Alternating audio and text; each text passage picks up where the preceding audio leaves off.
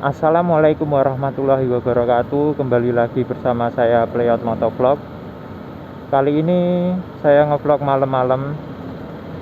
Dan di vlog kali ini saya mau sedikit bercerita tentang pengalaman saya saat reading malam-malam melewati jembatan Bacem, Sukoharjo.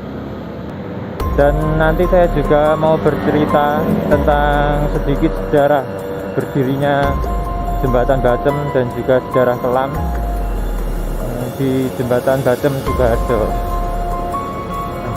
Dan sekarang ini saya tepat melintasi di jembatan Bacem, Sukoharjo.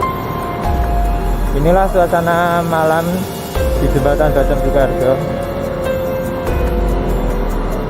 Sebelum video saya lanjutkan, bagi yang belum subscribe video ini, subscribe sekarang dan like atau komen video ini setelah menonton video ini.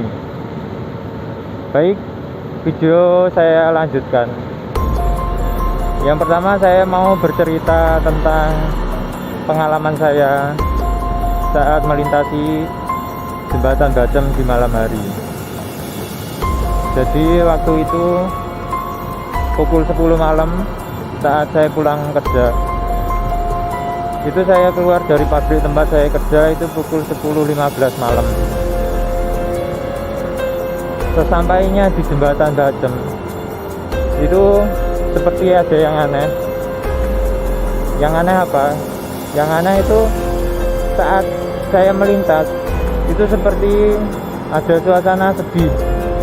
Padahal waktu saya keluar dari pabrik itu senang karena pulang kerja, capek terus mau pulang istirahat.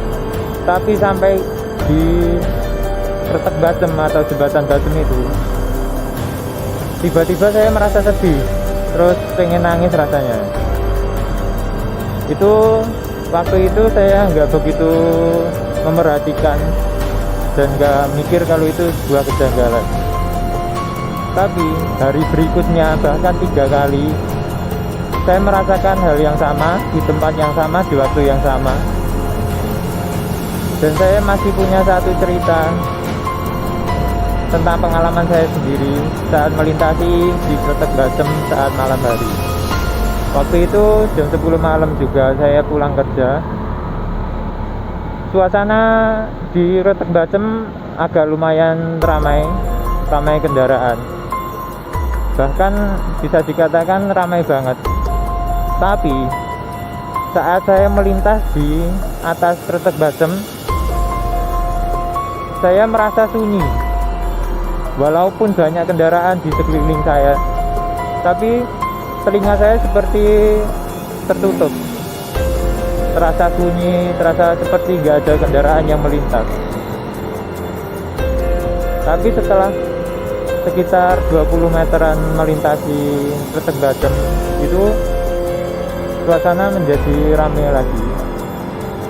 Sejak kejadian tersebut, saya setiap melintas di Retek Bacem saya selalu kulon nuwun atau permisi ya.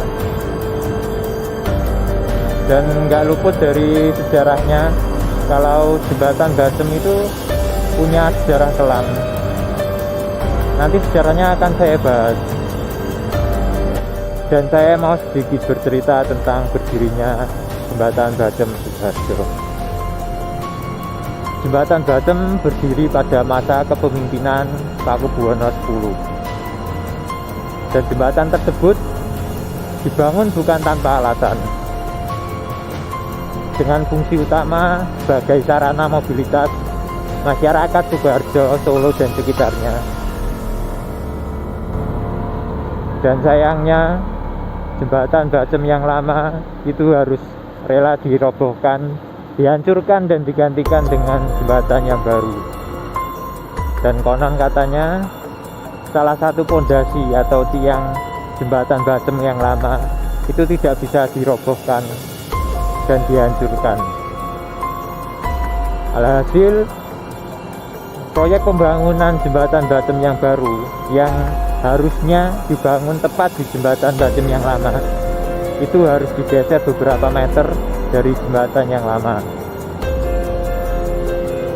Dan menurut salah satu artikel yang saya baca di Google, itu jembatan Bacem yang baru selesai dibangun pada bulan Oktober tahun 2000 dan masih berdiri kokoh sampai sekarang dan masih difungsikan bagaimana jembatan pada umumnya. Dan saya juga mau sedikit bercerita tentang sejarah kelam jembatan Bacem lama di masa lalunya. Pada tahun 1965 sampai 1966, jembatan Bacem lama itu menjadi tempat eksekusi para tawanan Partai Komunis atau sering kita sebut dengan Partai PKI.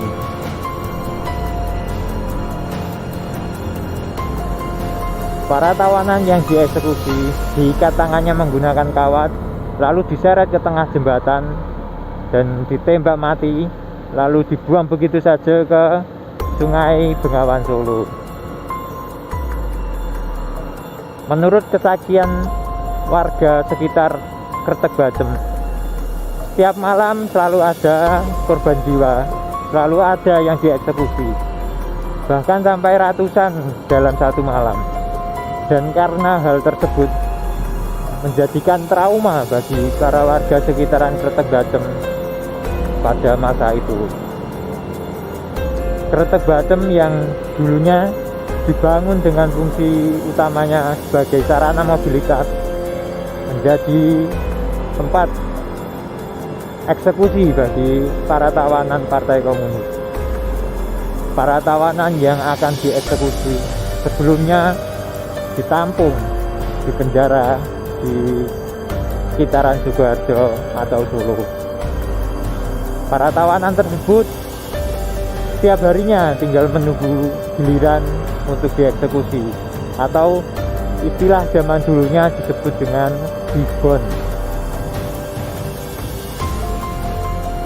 Karena peristiwa tersebut bukan menutup kemungkinan menjadi alasan dikenalnya Kretek Bacem sebagai jembatan angker. Dan pesan dari video saya kali ini, jangan takut, selalu berdoa sebelum bepergian kemana-mana, dan tertiblah berlalu lintas, dan jangan ngebut di jalan. Dan untuk yang masih penasaran dengan cerita-cerita Kretek Bacem atau sejarah berdirinya ataupun juga sejarah kelamnya, bisa mencari atau searching di Google. Kalau misalkan penyampaian saya kurang jelas. Dan itu tadi sedikit informasi yang saya sampaikan mengenai Kretek Bacem. Semoga bermanfaat dan semoga kalian suka dengan video ini. Akhir kata, wassalamualaikum warahmatullahi wabarakatuh.